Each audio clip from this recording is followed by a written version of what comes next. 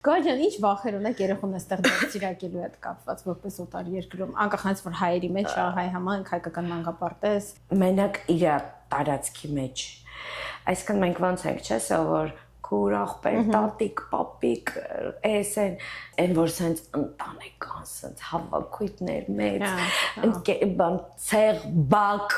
բակում խաղալ։ Գետին դոշակներ ու սաղքեր։ Հա, այդ որը որ ստեղ չկա, անընդհատ իրան բան եմ անում ընկերներիս երեխեքի հետ, որ ինքը շփվի, ինքն շփվող երեխա է։ Նենց չի որ ասեմ ինքը այն բան պապային չգիտենք, բայց մամային տեսնելով պարփակված երեխա չի, պապան էլ է տենց իմ նման շփվող, ասող, խոսացողը,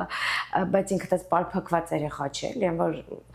բայց ստեղ կա վախ, որ բոլորը փոքր տարիքում ուզում են շփվեն, բայց երբ որ արդեն դու մեծանում ես ու հասկանում ես, որ չկա այդ շրջանակը, այսինքն դու տանն ես եւ քո սենյակում պետք է մնաս, այդ գիտեք, այս ամերիկացիների ինչը դուրս չի գալի, որ